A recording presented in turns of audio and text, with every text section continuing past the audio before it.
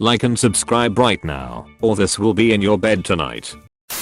Hello and welcome back to ProRevenge. Before we start, please scroll down and click like and subscribe. This means you will get more videos from me. It really helps me out, and you have made my day if you have done it. That's all you have to do. Click like and subscribe. Thanks. Former boss botches me, then tries to withhold pay when I quit. Pays the ultimate piper when I push back. I consider myself a decent person and an above average employee. I worked for a medical office directly under a doctor for almost 2 years and was consistently facing issues with him from the start. He was aloof, unhelpful, didn't want to train or help establish protocol. Just wanted me to run everything and take the fall for anything that went wrong. He was married with children, but flirted and slept with numerous patients and staff members. This isn't unheard of in this field, so I often just kept my nose down and tried to do my best at my job regardless of his after-hour activities. Problems started to arise more and more though, as he hired people based on looks and his attraction to them vs their qualifications to do the job. I tolerated a lot of bullshit, but the last straw was when he wanted me to do some somewhat illegal activities financially, and when I refused the games began. I could sense that he was unhappy with my unwillingness to do whatever he wanted me to willy-nilly, but didn't think he was upset enough to justify punishing me or trying to get rid of me in any way. Then literally all hell broke loose after a minor procedure I had him do for me. We were in good standing, or so I thought, and I thought nothing of having him do it at the time. What sucked royally is that he botched my procedure and caused permanent damage. That wasn't even the worst part. The way he dealt with it was,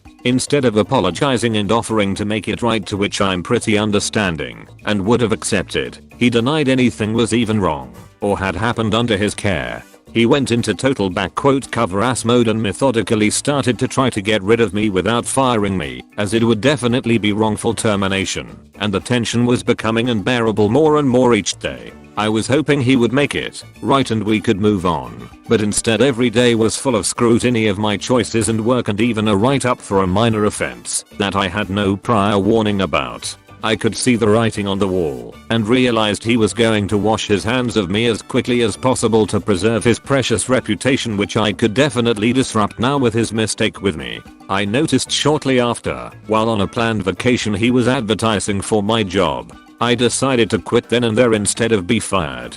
I was trying to fix the botch prior to quitting and hoping he would help financially. Nope, not gonna happen. Told him I was quitting, and since we were under very abnormal circumstances, that I would not be offering my typical 2-week notice. He was pissed. He was late with my last paycheck, in which he sent a snide letter with telling me he was done with me and my care with him. I noticed that the check was short for 2 sick days I had taken after the botch. We are talking around $275, but it was still enough money that I felt rightly owed.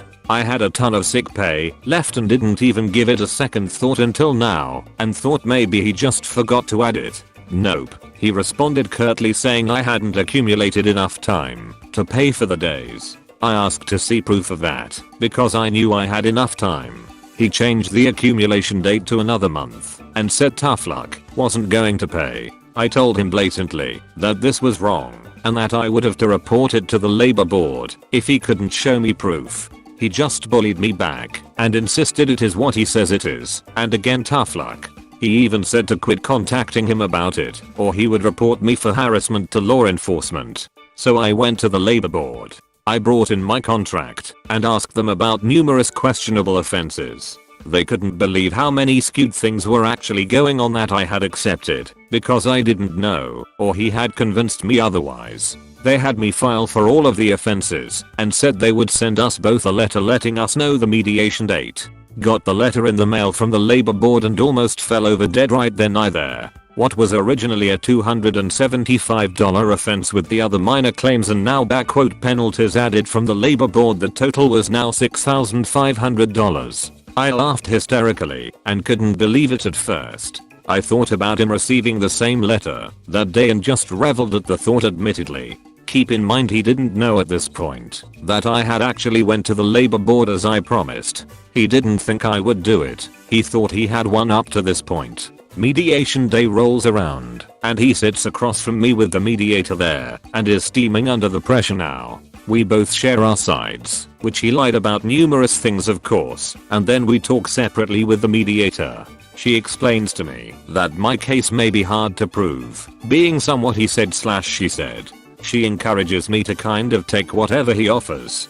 Before leaving the room with her, I bring up one more thing to her that I was unsure of and didn't ask about before. It involved him not paying overtime, and she lit up like a damn Christmas tree. Bingo. With that type of offense and me being able to show verifiable proof, he would have to pay the penalties starting at $6,000 and whatever the judge added after that. She went and told him of this new claim, and he fumed out of the building saying I shouldn't be able to add anything at this point, not the case at all, and that he needed to speak with his lawyer. I get a new claim in the mail with the added offense weeks later. The total is now $9,600. I die again laughing and just basking in the thought of him getting this new claim. There was no contact from him this whole time, but now suddenly there is an email sent to me in the sweetest tone I've ever heard him speak.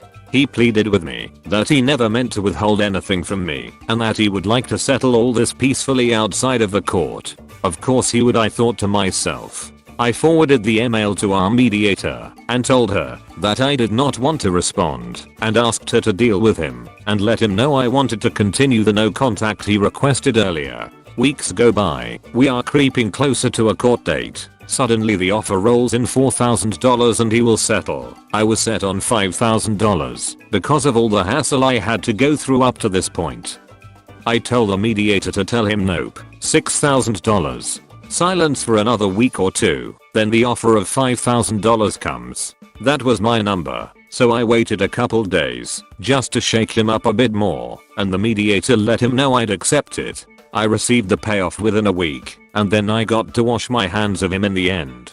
He thought he could cheat me and bully me, as I'm sure he has gotten away with it in the past. I gave him a swift lesson that could have just cost him $275 to do the right thing, but now I'm going on a vacation to Hawaii and will sip a mate on his dime for trying to take back what I had rightfully earned and more. TL. Doctor had a boss that tried to bully me and withhold some of my last check after botching a procedure he did on me, causing me to quit. I stood up for myself and took him to court and won $5,000 for what could have been a $275 offense for him originally. Edit. Thank you for the gold. I don't know exactly what that means, but that and all of the words of support and understanding have meant so much to me after such a trying time.